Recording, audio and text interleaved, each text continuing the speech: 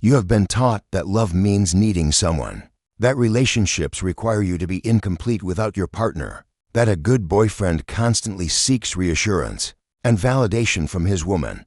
But what happens when you discover genuine happiness within yourself, when you stop checking your phone every 5 minutes, when you find joy in your own company and pursuits? She panics. Friedrich Nietzsche, the philosopher who dared to question everything society taught us about human nature, understood exactly why your independence triggers such intense fear in her. In the next few minutes, you will discover the psychological and philosophical reasons behind her panic, and more importantly, why her reaction is actually proof that you are finally on the right path toward authentic strength and genuine self-worth. Nietzsche understood that every human interaction is fundamentally about power, not the crude domination you see in movies, but something far more subtle and profound. When you were dependent on her attention, her approval, her mood swings, you were unconsciously feeding her will to power while starving your own.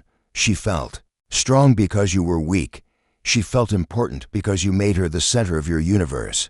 The moment you start finding genuine happiness within yourself, you disrupt this entire power structure that she has grown comfortable controlling. Think about the last time you genuinely laughed with your friends without thinking about texting her, or when you accomplished something at work and felt proud without needing her validation. Notice how she suddenly becomes more demanding, more critical, more present in your life.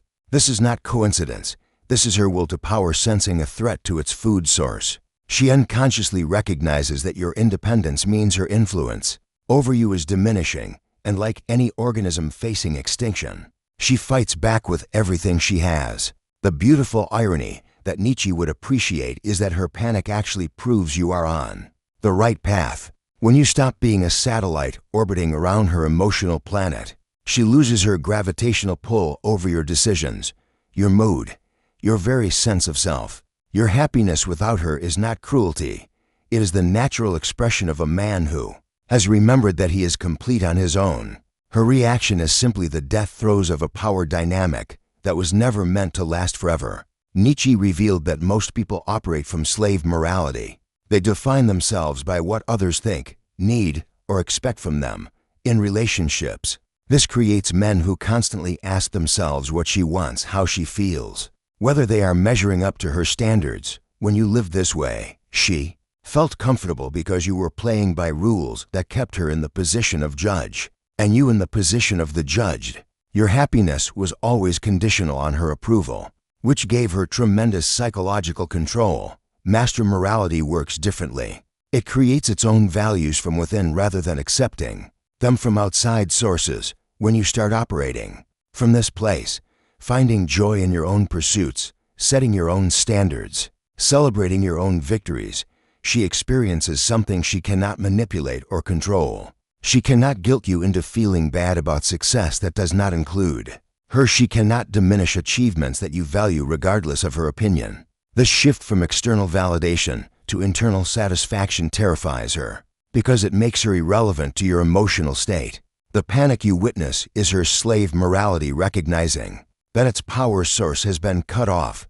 She has been trained by society to believe that a good relationship means the man constantly seeks her approval and adjusts his behavior based on her reactions. When you demonstrate that you can be genuinely content without her input or presence, you shatter her entire framework of how relationships should work. Your independence becomes a mirror showing her own emotional dependence, and most people hate seeing their weaknesses reflected so clearly. Nietzsche observed that most people are herd animals who find comfort in conformity and shared suffering. In relationships, this manifests as the expectation that you should be incomplete without her, anxious when she is away, and constantly seeking reassurance about where you stand. She has been conditioned by society to believe that healthy relationships require codependency disguised as love. When you were playing this game, checking in constantly, worrying about her moods, you were behaving exactly as the herd expects men to behave in relationships. Your individual strength challenges everything the herd has taught her about how men should act. She has been surrounded by friends who complain about their boyfriends not texting enough, not being emotional enough, not being available enough. Suddenly you appear genuinely content with your own company, pursuing your own interests, finding joy in your own achievements. This makes her panic because you are no longer following the script that every movie, song, and social media post has told her to expect from a romantic partner. The herd mentality requires everyone to suffer together and find identity through their relationships rather than within themselves. When you break free from this pattern, you become a threat to the entire system she has used to understand love and connection. Your happiness without her is proof that the herd got it wrong. That genuine strength comes from within rather than from another person. She panics because accepting this truth would mean questioning everything she believes about relationships, and most people would rather maintain comfortable lies than face uncomfortable truths. Nietzsche taught amor fati, the love of one's fate, including all its challenges and joys without needing external validation or rescue. When you embrace this philosophy in your daily life, you stop seeing yourself as incomplete or broken without a romantic partner. You begin to appreciate your single moments, your personal growth, your individual journey as perfect exactly as they are. This self-sufficiency creates a foundation of happiness that exists regardless of her presence or absence in your life. Most women have been conditioned to expect men who need fixing, saving, or constant emotional support to feel worthy. When you demonstrate amor fati, you show her that you do not need her to complete you or make your life meaningful. You love your fate whether it includes her or not. You find joy in your work, your friendships, your hobbies, your personal development without requiring her approval or participation. This terrifies her because it eliminates her role as your emotional crutch or source of meaning.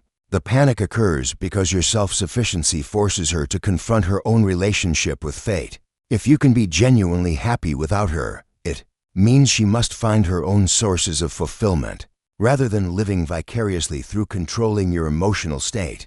Your amor fati becomes a mirror reflecting her own lack of self-love and independence. She realizes that while you have learned to love your life unconditionally, she has been depending on your need for her to feel valuable and important. Nietzsche envisioned the Übermensch as someone who creates their own meaning and values rather than accepting what society dictates. In dating, this translates to a man who defines his own worth, sets his own relationship standards, and finds fulfillment through his personal mission rather than through female validation. When you operate from this mindset, you stop asking her what she thinks about your decisions and start making choices based on your own vision of who you want to become.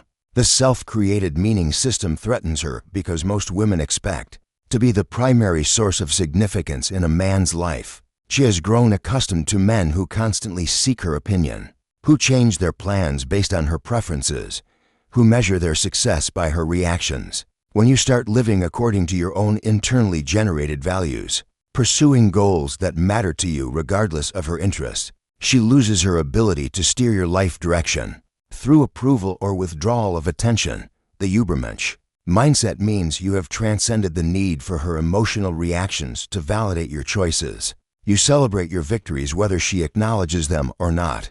You pursue your interests whether she supports them or not. You maintain your standards whether she agrees with them or not. Her panic stems from recognizing that you have become psychologically independent, operating from a source of strength and purpose that exists completely outside of her influence or control. This independence is attractive, but also terrifying to someone who has learned to drive power through others. Dependence.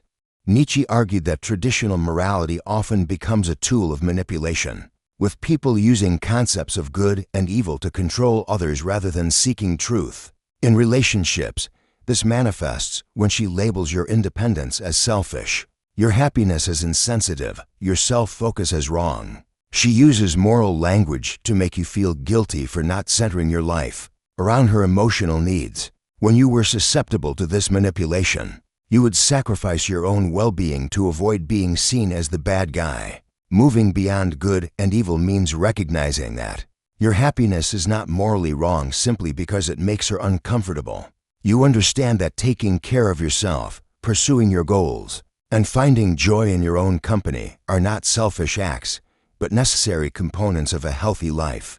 This perspective shift allows you to make decisions based on truth and personal growth rather than on avoiding her moral judgments or emotional reactions.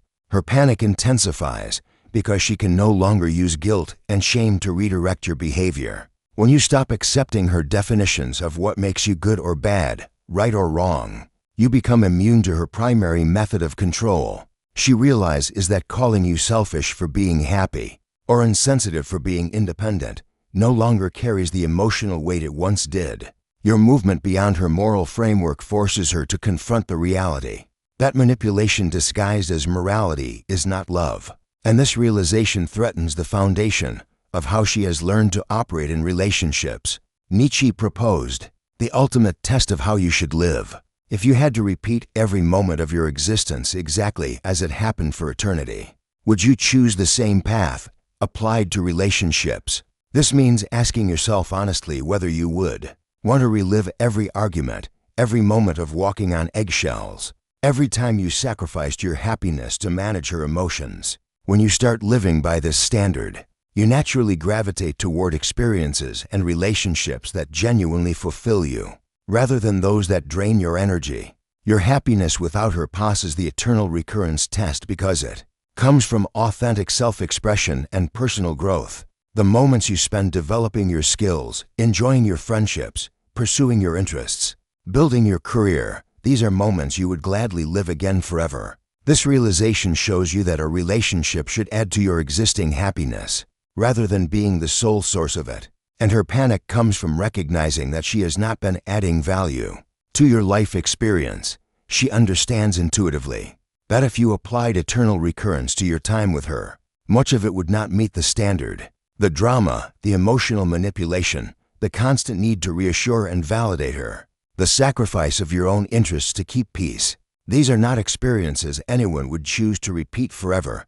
Your happiness without her becomes proof that you have found something worth living eternally, while your relationship with her was something you were simply enduring rather than celebrating. Nietzsche believed that growth requires destroying old versions of yourself to make room for what you are becoming. In relationships, this means letting go of the needy, validation-seeking man you used to be and embracing the self-sufficient individual you are becoming.